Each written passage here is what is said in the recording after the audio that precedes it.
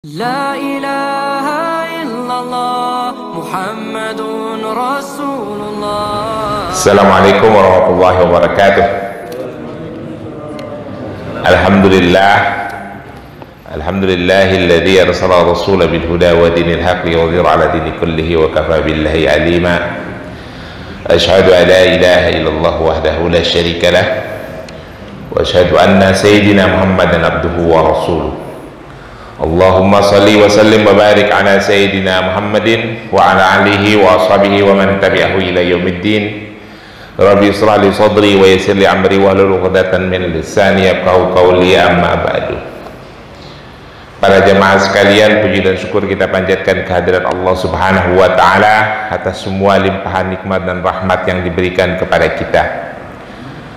Salawat dan salam kita berharap selalu tercurah kepada junjungan Nabi besar Muhammad sallallahu alaihi wasallam, untuk para keluarganya, untuk para sahabat, untuk para tabi'in, untuk para tabi'ut tabi'in, untuk para ulama, dan untuk seluruh umatnya.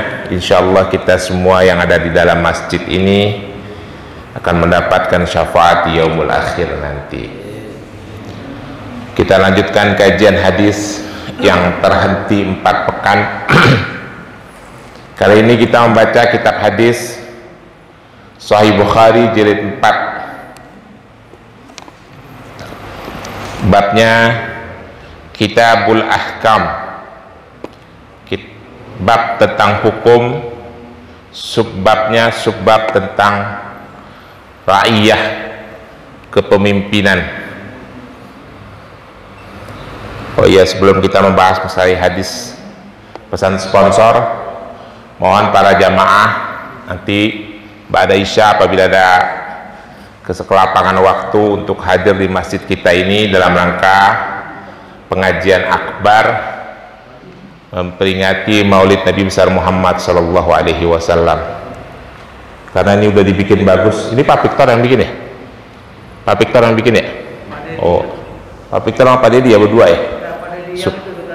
Oh gitu, subhanallah, luar biasa nih panitianya nih.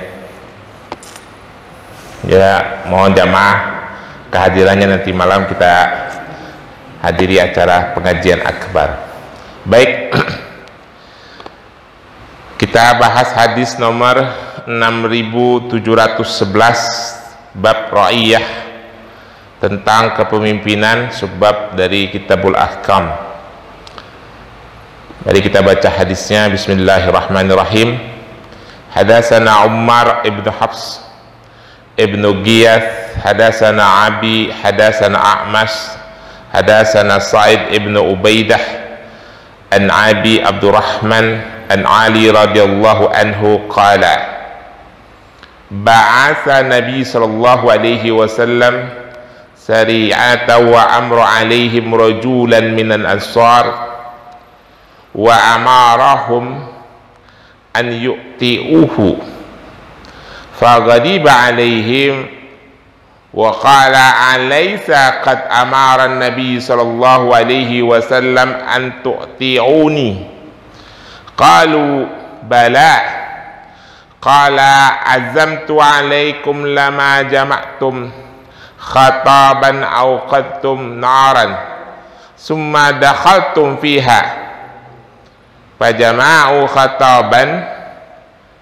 fa'aqadu afalahahuma bidukhuli faqama yanzuru ba'dahum ila ba'din qala ba'duhum innama tabi'na nabi sallallahu alaihi wasallam firaran minan nar afaqad huluha bainama hum kadzalika idza khamadat narun wasakana ghadabahu wa dhukhira lin nabi sallallahu alaihi wasallam faqalu law dakhaluha makharaju minha abadan innama ta'atu fil ma'ruf. Jadi ceritanya begini, lumayan hadisnya agak panjang ya, kita artikan. Diriwayatkan dari Umar ibnu Hafs ibnu Giyas, diriwayatkan dari ayahnya, meriwayatkan kepada kami A'mas meriwayatkan kepada kami Sa'id ibnu Ubaidah dari Abdurrahman dari Ali radhiyallahu an qala ba'asa Nabi sallallahu alaihi wasallam sariyatun. Jadi Rasulullah melakukan sebuah perjalanan. Rasulullah memilih seorang pemimpin dalam sebuah ekspedisi gitu, kira-kira gitu ya. Wa amara alaihim rajulani minal ansar. Lalu Rasulullah memilih pemimpin ekspedisi itu dari kaum Ansor. Wa amarohum, dan Rasulullah memerintahkan an yuti'uhu, memerintahkan kaum muslimin yang ikut ekspedisi itu untuk mematuhi sang pemimpin yang dipilih oleh Rasulullah, kira-kira gitu ya. Di dalam perjalanannya faghadiba alaihim, si pemimpin orang Ansor ini marah, nggak tahu marah kenapa, kepada kaum muslimin. Qala, dia berkata, alaisa qad amaran Nabi sallallahu alaihi wasallam an tuti'uni, bukankah diperintahkan oleh Rasulullah sallallahu alaihi wasallam kepada kalian untuk mematuhi aku? Qalu, berkata nih para sahabat, bala.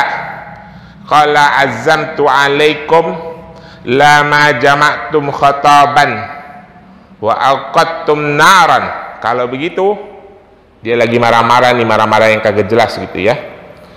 Kumpulin kayu bakar, kata si pemimpin ekspedisi tadi. Lalu bakar itu kayu. Summa dakhaltum fiha, habis sudah jadi api besar, kalian masuk semua ke dalamnya. Ini kayaknya pemimpinnya rada-rada error nih yang diangkat oleh Rasulullah nih. Kok bisa begitu ya? Fajama'u khataban fa'auqadu falamahamu bidukhuli faqama yanzuru ba'duhum ila ba'din. Orang-orang itu yang diperintah oleh si pemimpin, oleh si Amir ini, mengumpulkan kayu bakar lalu dibakar. Begitu sudah membesar apinya, orang-orang itu saling memandang. Faqama, mereka berdiri, yang zuru ba'duhum ila ba'din, saling memandang satu sama lain. Qala, lalu mereka berkata, innama tabi'na Nabi sallallahu alaihi wasallam firaran minan nar. Kita ini kan diperintahkan oleh Rasulullah justru untuk menghindari bencana, untuk menghindari api, menghindari bahaya. Kok ini orang pemimpin yang diangkat oleh Rasul malah nyuruh kita masuk ke dalam api? Ini bagaimana urusannya sih, kira-kira begitu ya. Jadi orang-orang itu pada diam, tidak masuk. Lama-lama apinya padam. Fabainahum kadzalika iz khamadat naru. Selama orang itu pada nggak masuk, saling memandang, lama-lama apinya mati. Wasakana ghadabuhu, lalu orang yang marah tadi, pemimpin yang marah tadi juga kemarahannya sudah reda, lalu perjalanan dilanjutkan. Kayaknya emosi sesaatnya, tapi emosi orang Arab ini aneh juga ya. Orang suruh ngumpulin kayu bakar, dibakar, orang suruh masuk.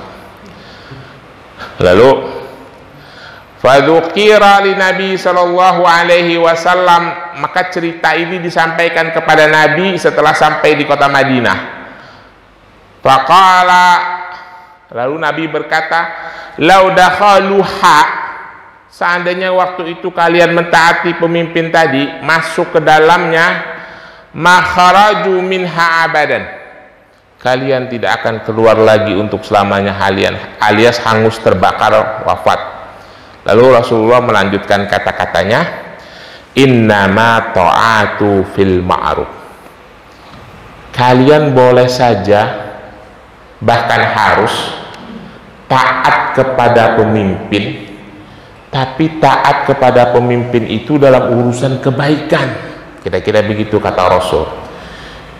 Kalau yang urusan yang menyengsarakan dan menyebabkan kezaliman, jangan ditaati pemimpin itu. Ya, Bapak-bapak sekalian, ini hadisnya sahih, pesan Rasulullah Innama ta'atu fil ma'ruf, sesungguhnya ketaatan, kepatuhan seseorang atas kepemimpinan seseorang atas dirinya itu dalam hal-hal yang baik. Jadi kepatuhan kita kepada penguasa dalam urusan-urusan yang baik, yang tidak baik jangan dipatuhi, kira-kira begitu. Itu hadis nomor 6711.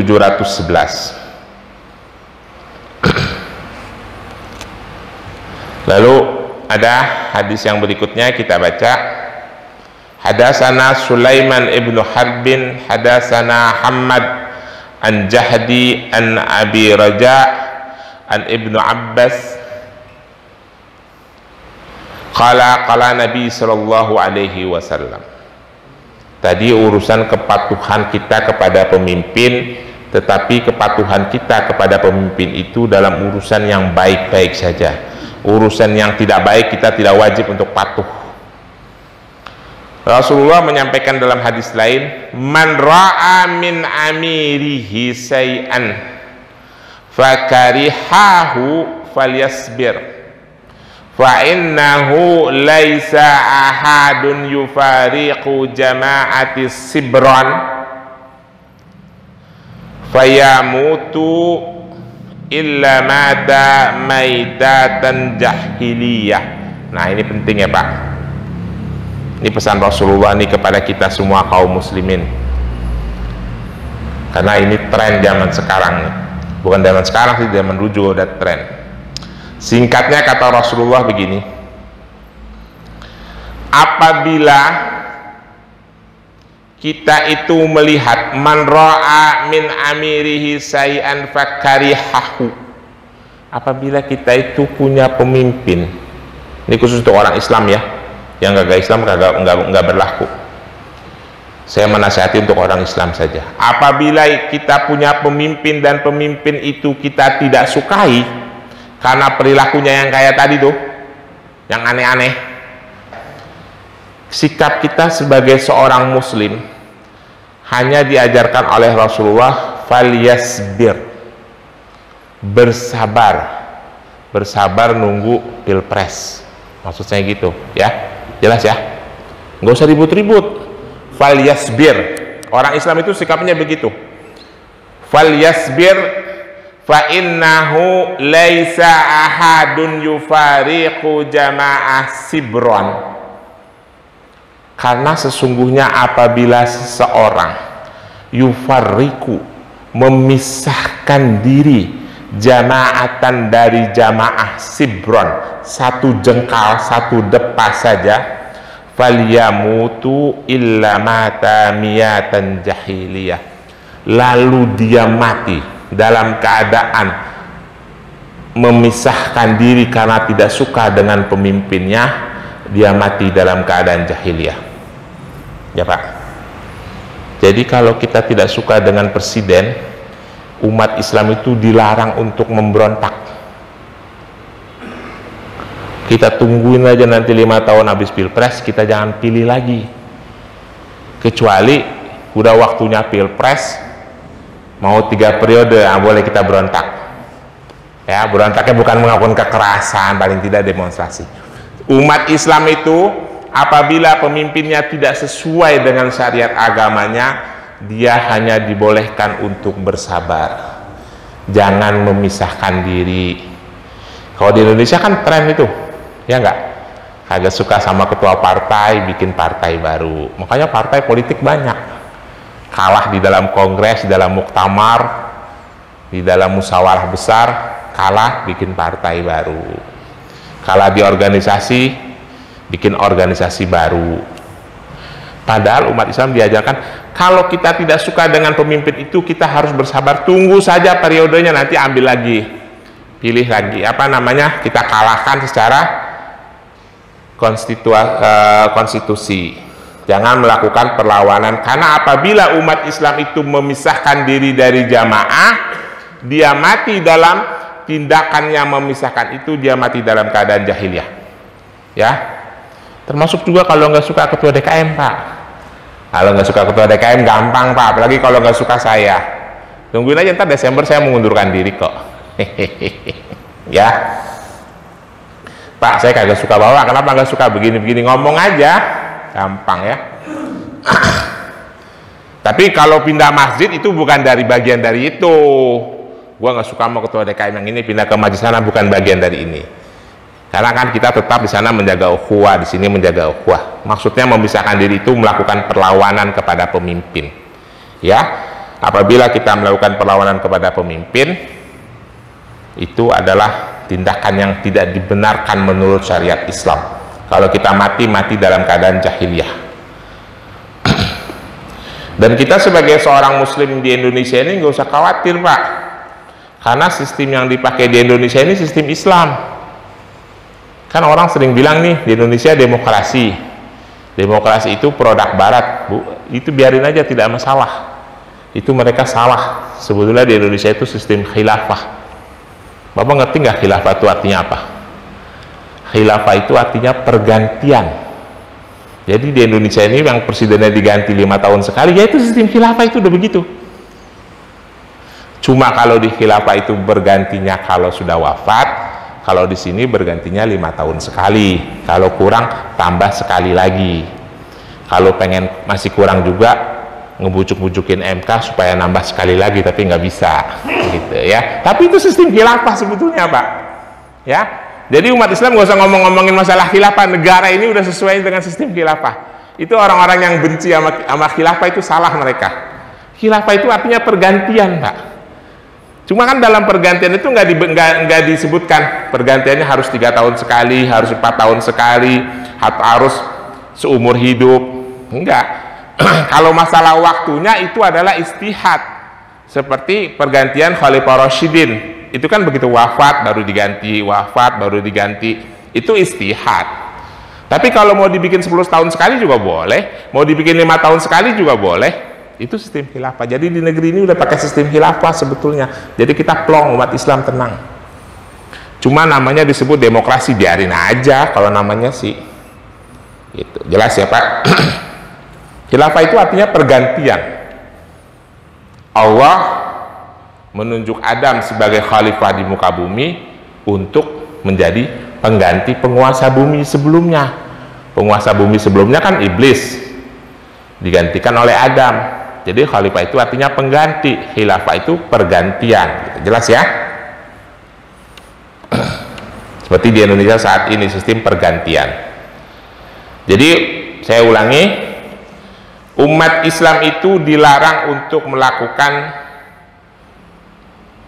kalau bahasa halusnya, memisahkan diri apabila kita tidak suka dengan pemimpin. Kalau kita tidak suka, kita sabar saja, nanti juga kita ganti. Jelas ya, Pak? Baik, kita lanjutkan hadis berikutnya.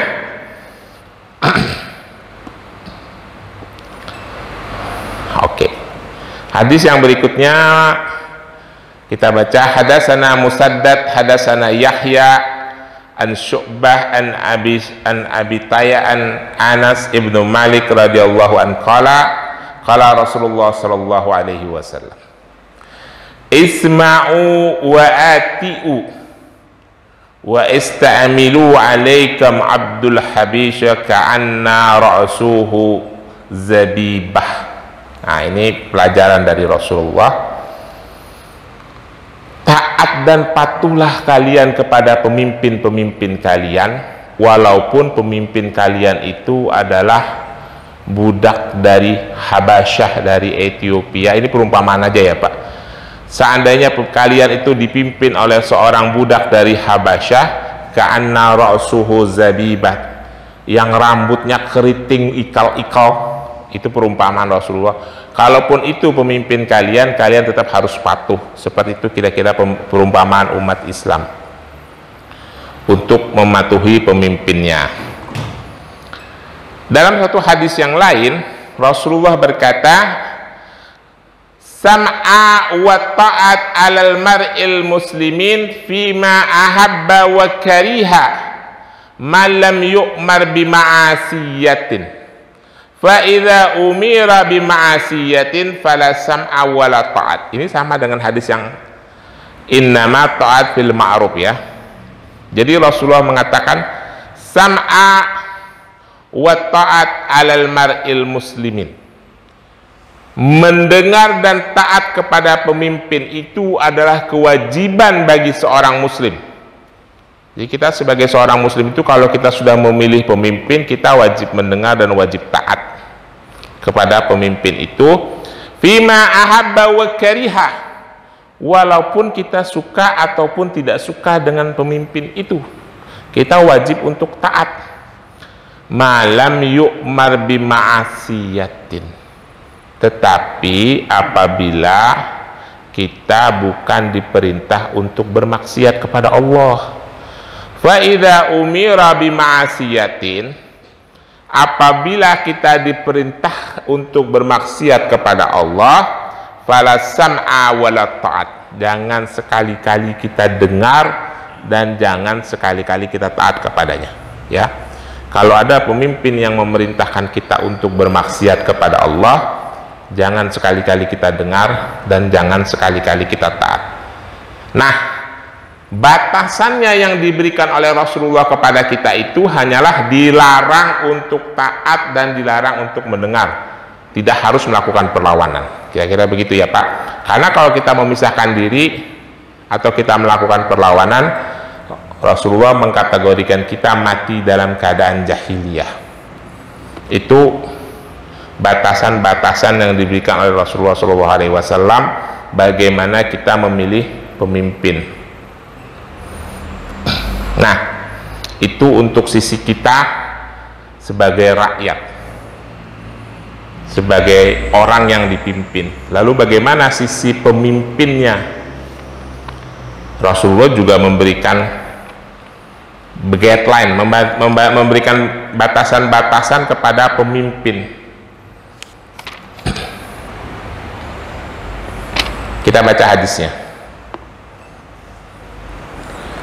Bismillahirrahmanirrahim. Hadatsana Hajjaz ibnu Minhal, hadatsana Jarir ibnu Hizzam, an Hasan an Abdurrahman bin Samurah qala qala Nabi sallallahu alaihi wasallam, ya Abdurrahman, la taz'alil imarah fa innaka an u'tiha an mas'alatin wukhilat ilaiha wa in u'titaha an ghaira mas'alatin u'innat 'alaiha.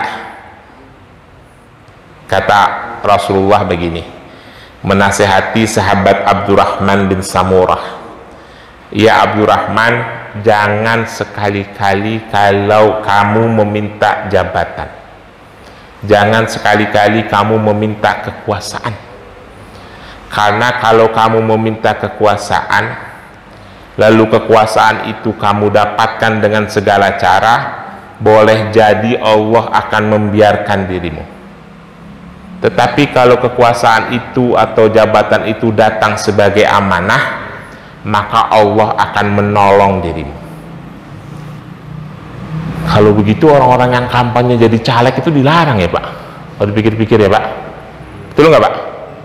Kan Rasulullah ngomong nih, masang-masang spanduk itu kayak saya ya. Ya. Saya itu Rasulullah bilang itu jangan minta-minta jabatan gitu kan. Gimana ya? Emang sistemnya di Indonesia ini kagak sesuai sih, jadi bingung. Saya waktu itu diwawancara di partai gitu ya. Saya bilang begini, boleh tidak kalau jadi caleg itu tidak pakai foto? Oh nggak bisa kata gitu, pakai namanya gitu, Ubaidillah Talib misalnya gitu. Nggak bisa Pak. Emang kenapa?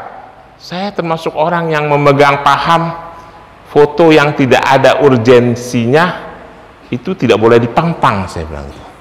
Maka di rumah saya kalau Bapak ke rumah nggak ada foto Pak, foto semuanya simpen. Ya nggak bisa Pak, saya mau tapi tidak ada foto saya di mana-mana, pakai nama aja gitu. Nggak bisa, harus pakai foto. Akhirnya terpaksa saya pasang foto karena menurut saya termasuk orang yang memegang paham masang foto di mana-mana itu haram. Cuma terpaksa ikut-ikutan ini gara-gara sistemnya seperti itu. Nggak bisa ternyata. Pengennya saya nggak masang foto gitu karena saya tetap beranggapan bahwa foto yang dipasang yang tidak ada urgensi syariatnya itu haram. Yang di baliho-baliho itu. Tapi saya jadi terpaksa ikut-ikutan ya, kecuali yang ada urgensi syariat, misalnya di KTP, di SIM, di paspor gitu ya. Yang di luar itu nggak boleh, kalau menurut saya. Tapi saya jadi ikut-ikutan, terpaksa melanggar. Ya mohon maaf lah. Cuma kebenaran tetap saya sampaikan. Ya ini kan hadis kebenaran nih, walaupun saya tetap melanggar. Saya termasuk yang melanggar ini. Tapi kebenaran tetap harus saya sampaikan walaupun saya melanggar. Kita lanjutkan satu hadis lagi. Bismillahirrahmanirrahim. Hadatsana Ahmad ibnu Yunus. Hadatsana Ibnu Abi Zahbi an Sa'id ibnu Maqbira an Abi Hurairah an Nabi sallallahu alaihi wasallam qala. Nah, ini juga nih peringatan buat penguasa. Innakum satahrisuna 'alal imarah wa satakunu nadamatan yaumal qiyamah fa ni'mal muradi'atu wa bi'sul fatimatu. Jadi kata Rasulullah begini, innakum satahrisuna 'alal imarah, kalian semua akan sangat berambisi dengan kekuasaan. Yang jadi presiden, gubernur, wali kota, bupati, termasuk yang mau jadi anggota DPR, DPRD, ya, itu orang-orang yang berambisi dengan kekuasaan. Wasatakunu nadamatan yaumal qiyamah. Padahal kalau kalian tahu itu akan menyusahkan kalian di hari kiamat. Jadi kekuasaan itu akan menyusahkan kita di hari kiamat, sudah pasti ya, karena kita akan dimintakan pertanggungjawaban. Fa ni'mal muradi'ah wa bi'sal fatimah. Kata Rasulullah ini ada sebuah perumpamaan yang menarik, Pak. Orang yang berkuasa itu seperti senikmat-nikmatnya penyusuan bayi yang lagi disusuin. Enak kan, Pak? Pernah ngerasain nggak, Pak? Waktu disusuin, Pak Haji emang suka nyusu? Pernah? Luar berarti Pak Haji daya ingatnya kuat loh itu. Dia ingat waktu masih disusuin sama ibunya. Oh, ibu yang keberapa gitu ya. Tapi kata Rasulullah, orang yang sedang berkuasa itu senikmat-nikmatnya penyusuan. Nanti kalau dia disuruh berhenti, kata Rasulullah, wa bi'sal fatimatu, seburuk-buruknya penyapian. Bayi kan kalau lagi disapi, Pak, tahu kan disapi, disuruh berhenti nyusu, itu rewel, badannya panas, nangis dan sebagainya. Orang Betawi zaman dulu kalau anaknya udah 5 tahun kagak berhenti nyusu, mau disapi, mohon maaf ini, sampai payudara si ibu tuh dikasih jadam. Bapak tahu jadam? Yang pahitnya minta ampun. Nanti si bayi begitu dia, bukannya bayi udah 5 tahun, udah balita lah ya, begitu mau nyusu pahit, akhirnya kagak nyusu gitu loh, karena saking susahnya mau nyapi. Nah, Rasulullah itu ngasih gambaran orang yang sedang berkuasa itu senikmat-nikmatnya penyusuan, begitu periodenya habis seburuk-buruknya penyapian. Jadi benar kata Rasulullah, orang yang sedang berkuasa itu sebaik-baiknya penyusuan. Kalau sudah waktunya berhenti, seburuk-buruknya penyapian. Makanya kagak ada yang mau pada berhenti, Pak. Ya, mudah-mudahan nanti kalau Allah memberikan amanah kepada saya tidak seperti yang digambarkan oleh Rasulullah. Ya, walaupun saya sedikit-sedikit melanggar, ya tapi ini kebenaran tetap harus saya sampaikan. Saya kira begitu, lebih kurangnya mohon maaf. Kalau ada pertanyaan saya persilahkan. Ada, monggo Mas. Yuk, silakan.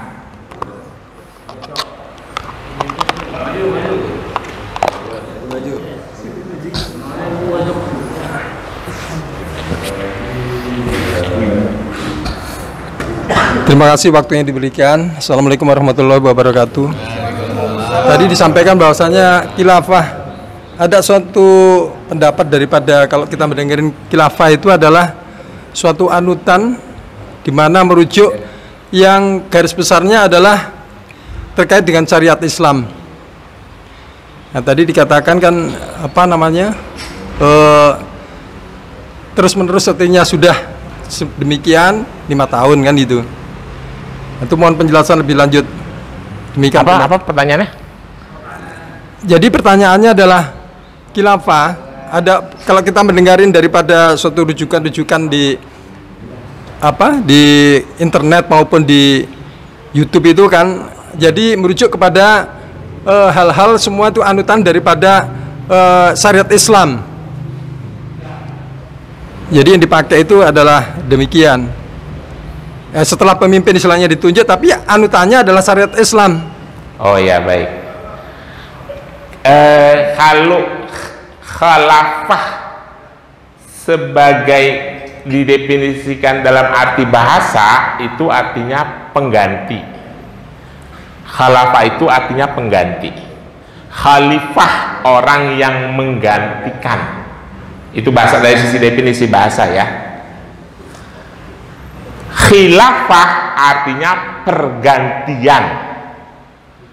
Pergantian pemimpin itu disebut dengan khilafah. Jelas ya Pak? Lalu para ulama beristihad merujuk kepada sistem kepemimpinan yang dilakukan oleh Rasulullah di kota Madinah dan Jazirah Arab, lalu dilanjutkan oleh para sahabat sampai mentok sampai para sahabat saja, kalau di bawahnya itu ikhtilaf. Mereka melakukan kepemimpinan berdasarkan hukum-hukum syarak.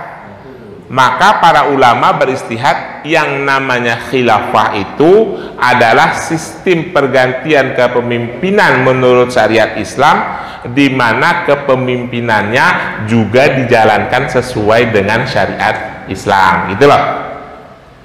Dalam konteks yang lain, tidak perlu khilafah ataupun tidak, bagi umat Islam kepemimpinan itu ya sudah pasti harus dijalankan sesuai dengan syariat sebetulnya ya, sebetulnya.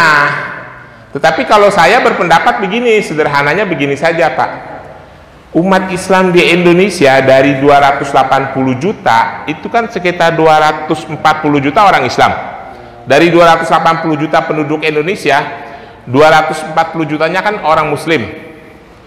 Kalau 240 juta semuanya melaksanakan syariat Islam, otomatis terbentuk tuh khilafah. Setuju nggak Pak? Tetapi kan permasalahannya tidak orang Islam sendiri yang tidak melaksanakan syariatnya. Coba itu, Presiden Indonesia dari mulai negara ini berdiri ada nggak yang non Muslim? Nggak ada kan? Semuanya Muslim. Seandainya 240 juta kaum muslimin di Indonesia ini patuh pada ajaran agamanya, ya otomatis itu berjalan. Nggak usah pakai sistem juga otomatis berjalan Pak. Masalahnya kan tidak. Kan sampai hari ini nih, agama Islam itu masih eksklusif. Masih eksklusif. Saya udah berkali-kali ngomong, di kampung itu orang Islam itu bisa mayoritas, taruhlah satu kampung penduduknya 500.000, mayoritasnya kaum muslimin, yang ngerti ilmu agamanya kagak ada 1%. Gak usah jauh-jauh di 2 RW-nya aja nih, 17 sama 19. Ada penduduknya nih kira-kira sekitar 50.000 nggak kaum muslimin? Tanya, coba hitung yang paham ilmu agama berapa orang? Jadi kayaknya sampai hari kiamat pun di negeri ini syariat Islam sulit dilakukan, karena orang Islamnya sendiri memang kagak mengerti ajaran agamanya. Itu masalah utamanya Pak. Paham? Ya Pak, jelas? Pertanyaan yang kedua, bagaimana kalau pemimpin yang dolim? Nah, kan udah dijelasin tadi.